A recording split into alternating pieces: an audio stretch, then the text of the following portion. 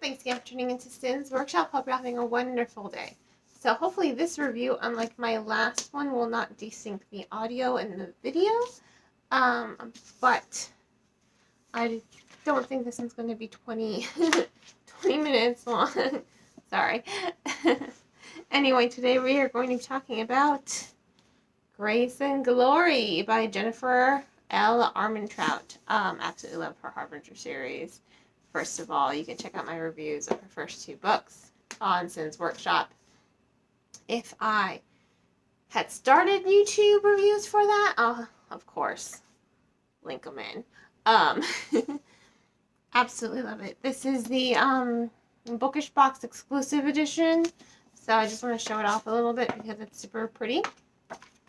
So pretty.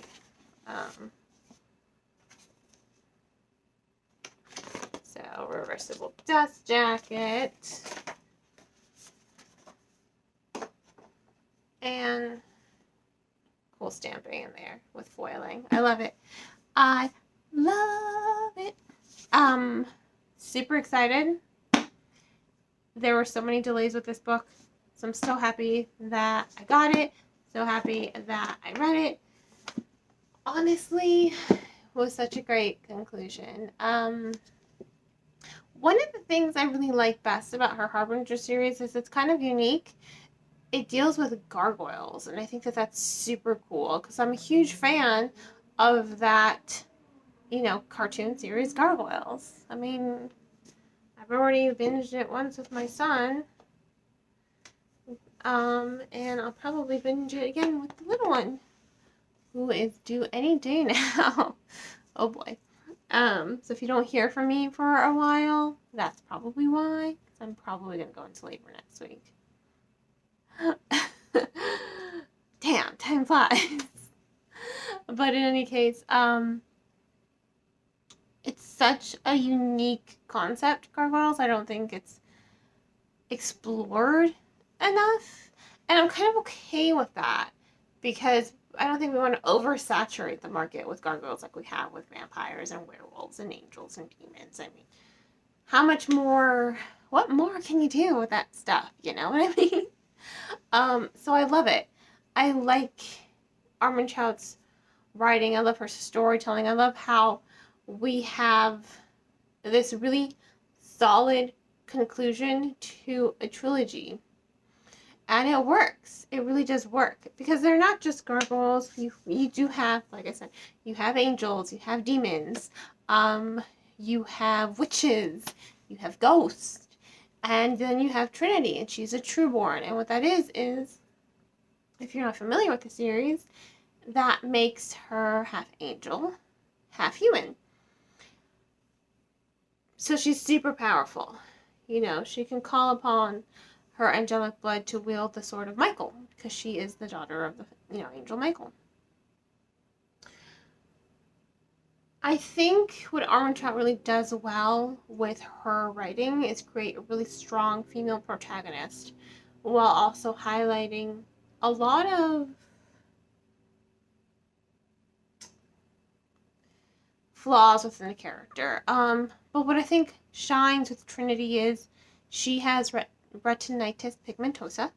That means she is slowly going blind, and this is something she's had to struggle with her entire life. She isn't quite sure how to handle it. So the entire trilogy has been a journey for her. You know, you really are getting to know Trinity as a person, not just as a character.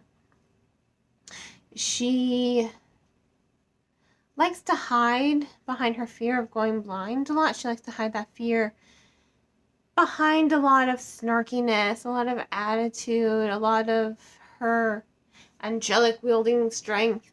And it's not off-putting because you understand where she's coming from.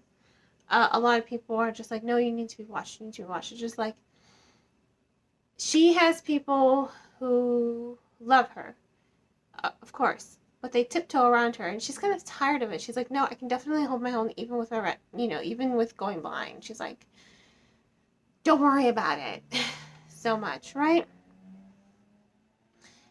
And in the last book, you really got to see her face some of her limitations with this. And now she's still continuing to face her limitations, but she's working around them. She's adapting. She's growing as a character. So you really are connected to her. And I think it's really great that the author is highlighting a character with a condition such as this, because I don't think we see it necessarily a lot, if ever, in media. Can't really think of anything off the top of my head. So I think it's really compelling to see a character hold her own despite this, this disability, And you feel for her as well, because it's just like one day she is slowly going blind. But there is going to be that day where she wakes up and it's just going to be darkness for her. She's not going to be able to see the stars. She's not going to be able to see her loved one. She's not going to be able to see anything, and that's scary for her. So I think you really are drawn to that connection with her. You are.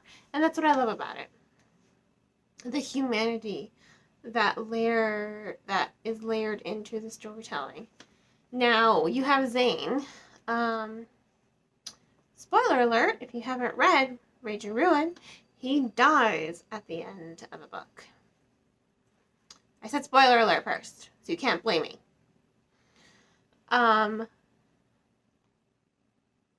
He's back. He came back at the end of the book, and you're just like, oh wow, he's back, right? And what's happening is he's an angel now. He's a fallen angel. He was a gargoyle before, now he's a fallen angel, and he really doesn't have any memory of who he was and who he was to Trinity, their romance. So you really are seeing them build up the romance again. This is what I like about Armentrout's writing. I'm not a huge fan of romance a lot of the time. I don't go to the romance section. I organize that section at work all the time, but I don't actively go there to buy books. It's not my cup of tea. It is other people's cup of tea. To each their own. But what I do like about her romance is how the characters respect each other to such a degree. They honor each other. They are not codependent, which is what I don't like a lot in romance. This codependency that forms. It's like you can still be your own people in a relationship, So I like the fact that her romance is more grounded, in my opinion. It's a lot more grounded. It's a lot more realistic. I like how the characters respect each other. I like how they do butt heads. I like how they give each other. There's this give and take. But at the end of the day, they do come together to support one another. Even when they don't like what the other one's doing, they support them 100%. So, I honestly think that Armentrout is a really good writer. I loved her Harbinger series. I think it's totally worth the read.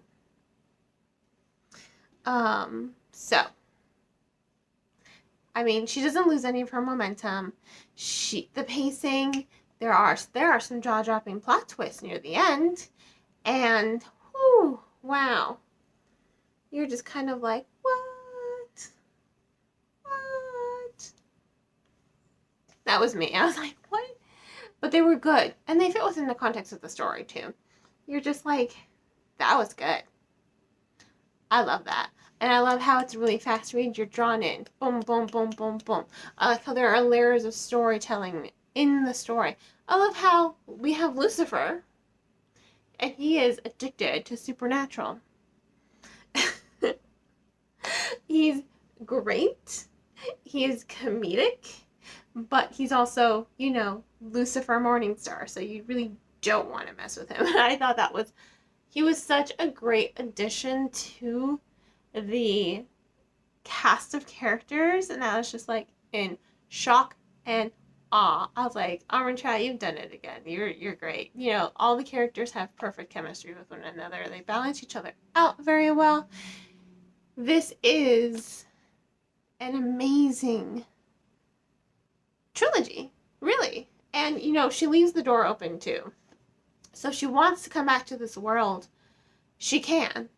And that's another thing that I love about it. If she wants to come back, she can totally come back. But the door's closed for now, so if she wants to leave the door closed, she can also do that. You know, no harm, no foul. So this was Grace and Glory by Jennifer Armentrout. Loved it. 4.5 out of 5 stars. Not quite 5 because it didn't super blow me away, but damn, so close. I'm really picky with my 5s. Sorry, have to. I have to be picky about something. But you know what? Super amazing story. Absolutely loved it. So on that note, if you want to go ahead and pick up the book, if you want to purchase it, please remember to purchase from your local bookseller or online book retailer. Just because there's not a bookstore nearest to you doesn't mean you can't find one. If you go on bookshop.org or anybound.org, they will give you a list of independently owned bookstores in your neighborhood. And Barnes & Noble and Books A Million do ship across the country. In fact, Barnes & Noble does ship internationally. Probably because they're owned by Waterstones now. So, support your bookstores instead of Amazon. I get it. Amazon is just super easy to use, super convenient, super fast. But I really think we should support our bookstores in any way that we can.